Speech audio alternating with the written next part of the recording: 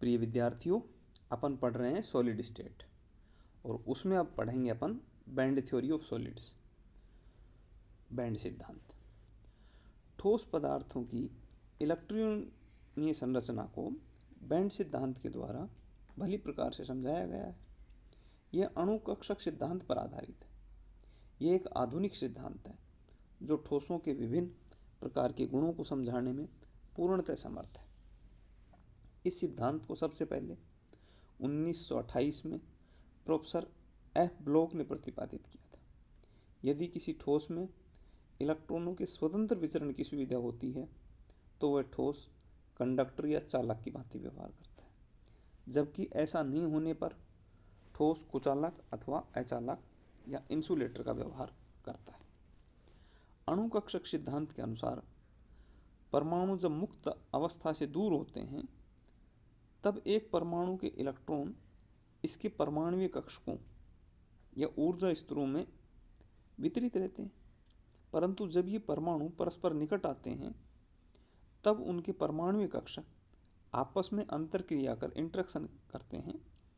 जब वे एक साम्यावस्था दूरी पर एक दूसरे से निकट आ जाते हैं तब उनके परमाणुीय कक्षक एटॉमिक ऑर्बिटल्स का अतिव्यापन कर अपनी बराबर संख्या के अणु कक्षक मोलिकुलर ऑर्बिटल्स बना लेते हैं। बेटा, यानी अपन ने पढ़े थे ना कि SPDF और KLMNO ये जो एक एटम के ऊर्जा स्तर थे ये एक इंडिविजुअल एटम के थे, लेकिन जब ये एटम्स नज़दीक आएंगे तो इनमें आपस में इंटरेक्शन होगा और उससे ये जो एटॉमिक ऑर्बिटल्स थे ये मिल करके मोलिकुलर ऑर्बिटल बना लेंगे। यदि n परमाणु कक्षक परस्पर अतिव्यापन करते हैं तो n अणु कक्षक प्राप्त होते हैं। इस प्रकार यदि दो परमाणु कक्षक अतिव्यापन करते हैं तो दो अणु कक्षक बनेंगे बच्चों। इनमें से एक कम ऊर्जा का बंधी कक्षक बॉन्डिंग तथा दूसरा अधिक ऊर्जा का विपरीत बंधी एंटी बॉन्डिंग होगा। जो बॉन्डिंग होता है बेटा उसकी ऊर्जा कम होती है और एंटी बॉन्डिंग की ऊर्जा ज़्यादा होती है। जैसे जैसे अतिव्यापन करने वाले परमाणु कक्षकों में वृद्धि होती है तो इनके द्वारा बने हुए अणु कक्षकों की संख्या में वृद्धि हो जाती है। जैसे 2 मिले थे तो 2 बने थे, बॉन्डिंग और एंटी बॉन्डिंग। अगर 10 मिलेंगे तो 5 बॉन्डिंग बनेंगे और 5 एंटी बॉन्डिंग बनेंगे। जितने परमाणु मिलेंगे उतने ही अणु कक्षक बनेंगे। उनमें से आधे बॉन्डिंग में होंगे और आधे एंटी बॉन्डिंग में।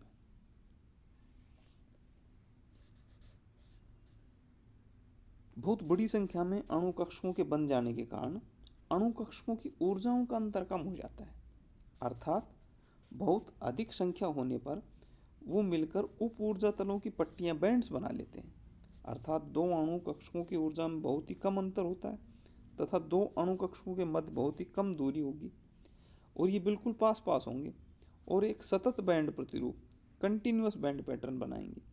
इसलिए इस सिद्धांत को बैंड थ्योरी, इसको दोबारा से बता देता हूँ मैं आपको। जब 2 परमाणु कक्षक मिलेंगे तो 2 अणु कक्षक बनेंगे। जब 5 परमाणु कक्षक मिलेंगे तो 5 अपने m मोलिकुलर ऑर्बिटल्स बनेंगे। जब 20 परमाणु कक्षक मिलेंगे तो 20 मोलिकुलर ऑर्बिटल बनेंगे। तो इस तरह से जैसे जैसे संख्या बढ़ती जाएगी वैसे वैसे मोलिकुलर ऑर्बिटल्स की संख्या भी बढ़ती जाएगी और इनमें जो अंतर है वो कम होता जाएगा और हमें ये किस रूप से दिखाई देंगे? एक बैंड के रूप में दिखाई देंगे। ठोसों में उपस्थित ऊर्जा बैंडों और उनके मध्य के ऊर्जा अंतराल, अर्थात इन बैंडों की बड़ी संख्या में पास पास उपस्थित उप ऊर्जा स्तरों से भरे इलेक्ट्रॉनों के आधार पर चालकों को हम कंडक्टर, धातु, कुचालक, अधातु एवं कुछ सेमीकंडक्टर भी होते हैं अर्धचालक के रूप में जानते हैं। क्वांटम यांत्रिकी के अनुसार एक परमाणु में विभिन्न ऊर्जा तल होते हैं, इनमें इलेक्ट्रॉन भरे होते हैं।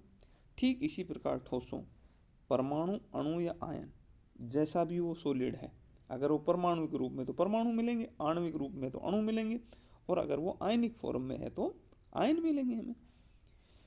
ये विभिन्न ऊर्जा तल होंगे। माना कि किसी ठोस में n समान प्रकार के परमाणु हैं। इन परमाणुओं के ऐसे ऊर्जा तल हैं जिनमें प्रत्येक में 2 इलेक्ट्रॉन भरे जा सकते हैं। ठोसों में ये ऊर्जा तल सम्मिलित रूप से ऊर्जा बैंड एनर्जी बैंड बनाते हैं, जिसे 2n इलेक्ट्रॉन भरे जा सकते हैं। इस ऊर्जा बैंड में ऊर्जा तल एक दूसरे के बहुत निकट होते हैं। ठोस में ऊर्जा बैंड के बीच का क्षेत्र उस ऊर्जा को प्रदर्शित करता है जो कि उस ठोस के लिए वर्जित है। आपको चित्र में दिखाया गया है बेटा मैंने, फोरबिडन गैप, अर्थात जिसमें इलेक्ट्रॉन निम्न ऊर्जा बैंड या उच्च ऊर्जा तल से उच्च ऊर्जा बैंड में जाने से रुकेंगे। जो फोरबिडन क्षेत्र है ये वर्जित क्षेत्र कहलाता है, क्योंकि इसमें इलेक्ट्रॉन नहीं पाए जाते। जैसे लिथियम का इलेक्ट्रॉनिक कॉन्फ़िगरेशन 1s2 2s1 है। जब बहुत से लिथियम परमाणु आपस में मिलकर क्रिस्टल का निर्माण करेंगे तो उनके दोनों प्रकार के कक्षक परस्पर अतिव्यापन कर 2 प्रकार के बैंड बनाएंगे। एक तो पूर्णतः बने हुए 1s कक्षकों से निर्मित बैंड, और दूसरा 2s में एक इलेक्ट्रॉन के कारण अर्धपूरित होगा। पूरा भरा बैंड अचालक नॉन कंडक्टिंग या संयोजकता बैंड वैलेंसी बैंड कहलाएगा, जबकि आंशिक रूप से आधा भरा हुआ बैंड चालक या कंडक्टिंग बैंड कहलाता है, जैसा कि मैंने आपको डायग्राम में दिखाया है।